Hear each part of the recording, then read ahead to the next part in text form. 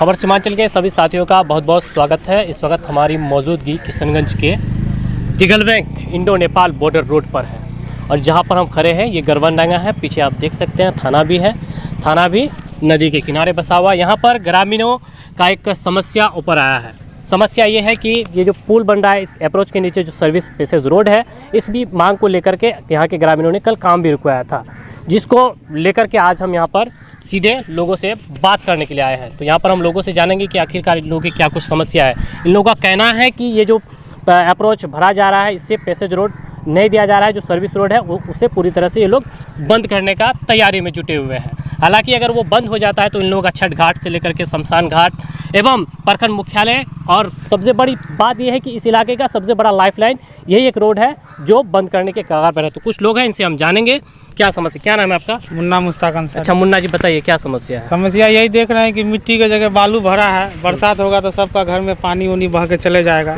उसके बाद service road नहीं है, हॉस्पिटल है, पीछे जाने का रास्ता नहीं है और तरह का बहुत तरह का समस्या है। अच्छा आप बताइए। यही दिक्कत है और क्या।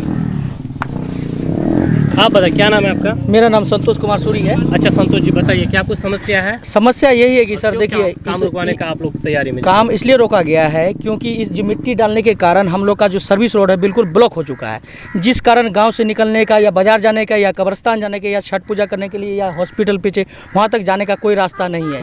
यहाँ तक कि किसान खेती करने के लिए नदी के पास जाते हैं लेकिन वहाँ तक का रास्ता नहीं है। यही समस्या को लेकर हम लोगों ने काम रोका है। कई बार भी पहले काम रोके थे लेकिन कोई समाधान नहीं हुआ। इस करके आज हम लोगों ने काम रोका है।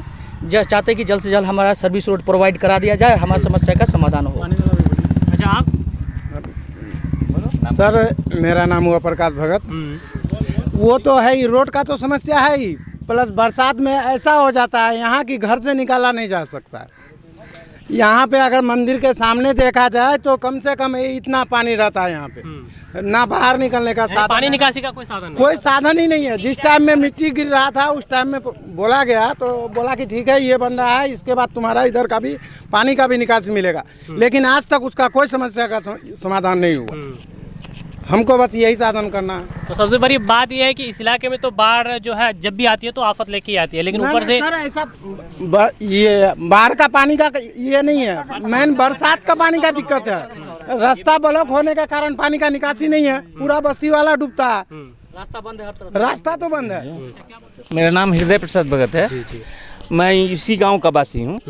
हमारे यहाँ अनेक प्रकार का जो पहले से संकट है ही, लेकिन अब नया संकट ये है कि यह रोड जो जा रही है, यह रोड हम लोगों के गली रोड को भी दाब दिया।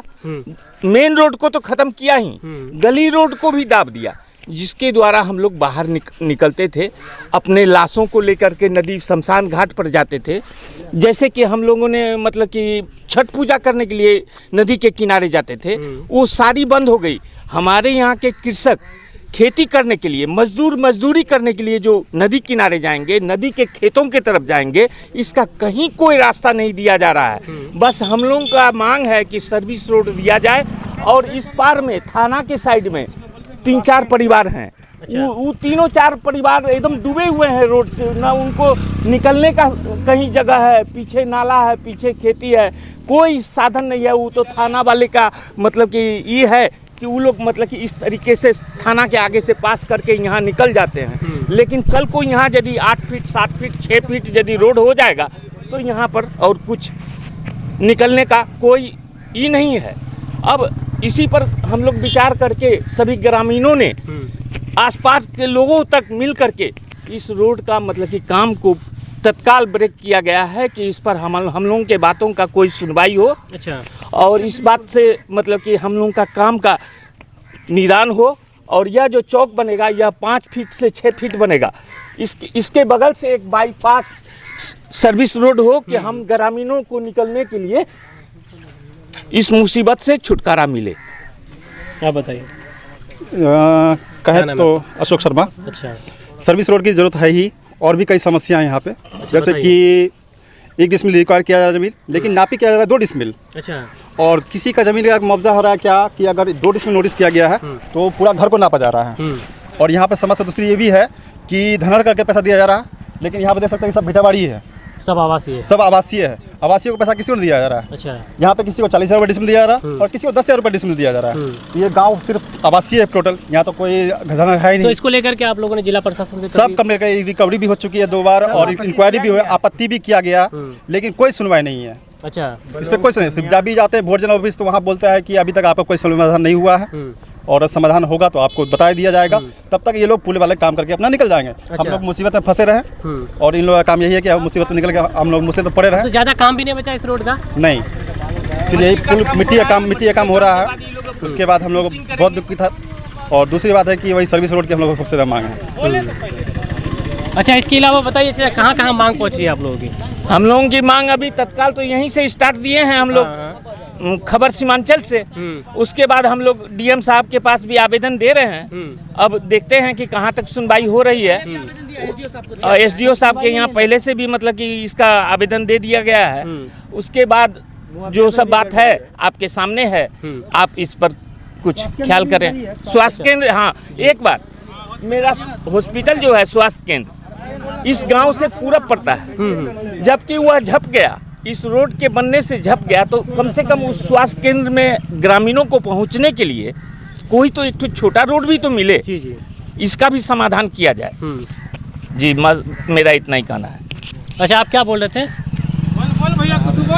यहाँ बहुत सारा जो लोगों का ज़मीन एक्वायर किया गया है, जैसे मान के चलिए उनका बहुत सारा समस्या है। बहुत सारे लोगों को पेमेंट नहीं हुआ है, किसी का 1 डिसमिल किया गया लेकिन उसका 2 डिसमिल ज़मीन लिया जा रहा है। मतलब बहुत तरह का प्रॉब्लम यहाँ क्रिएट हो रहा है जिसका कोई समाधान नहीं है। अगर बड़े पदे, मेरा यही आप लोगों को खबर सीमांचल के माध्यम से अपील है कि आप कोई बड़े पदाधिकारी आए यहाँ पे पहुँचे और समस्या का समाधान करें।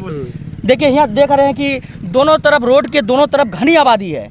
दोनों घनी आबादी को जाने के लिए, आने जाने के लिए हर तरह गाँव है इधर? कितना गाँव? एक ही गांव गरवनडंगा है लेकिन आबादी बहुत बड़ी। आप देख सकते हैं, अपने कैमरे में दिखा सकते हैं। आप बीचों बीच बस्ती के बीचों बीच कैसे रोड निकल रहा है, आप दिखा सकते हैं यहाँ की। लेकिन यहाँ बहुत सारे लोगों का समस्या है, किसी का पेमेंट नहीं हुआ है फिर भी यहाँ मिट्टी डालने के लिए आ गए हैं।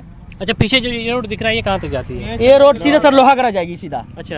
इस रोड पे यहाँ पे दिखा सकते हैं, यहाँ 6 फीट लगभग हाइट होगा। और 6 फीट जब हाइट होगा तो इसको इस पे मिलाने के लिए वहाँ से 0 होगा। यहाँ के एक्सीडेंट जोन बनेगा या नहीं बनेगा? हम लोग का चाहते हैं कि यहाँ आगे चल के फ्यूचर में किसी तरह का कोई परेशानी नहीं हो। हम लोग काम रोक नहीं रहे हैं, हम लोग काम इसलिए रोके हैं कि हम लोगों का समस्या का समाधान हो जाए। हम लोग को किसी से लड़ाई नहीं है। तो ये यहाँ की समस्या है। खास बात तो ये है कि ये गरवनडंगा थाना है। आइए सदम भाई इधर थोड़ा सा दिखाइए। ये गरवनडंगा थाना है, इससे जस्ट पीछे एक जो है स्वास्थ्य केंद्र भी बना है और स्वास्थ्य केंद्र ऐसी जगह बना है यानी कि पुल के नीचे बना है और उसे पहुंचने तक के लिए कोई रास्ता भी नहीं है। हालांकि यहाँ पे ये दर्जनों गांव का एक मुख्य लाइफलाइन यही है। अगर ये यहाँ से सर्विस हट जाता है और लोगों की सर्विस अगर कट जाता है तो यहाँ के लिए बहुत बड़ी मुसीबत बन जाएगी। हालांकि यहाँ पे मंदिर है और यहाँ के कुछ लोग बोल रहे थे कि बाढ़ की पानी की बात तो छोड़िए, यहाँ पे जब बरसात की पानी होती है तो ये कमर तक वो पानी पहुँच जाता है क्योंकि पानी निकासी का भी कोई साधन नहीं है। हालांकि आपको बताते चले कि ये जो रोड बन रहा है, ये जो इंडिया नेपाल बॉर्डर का रोड है, इसी रोड से होकर के भारत चीन से लड़ाई करने की तैयारी करने में है, लेकिन लोगों को मुसीबत में डालकर ये तैयारी कितना उचित है।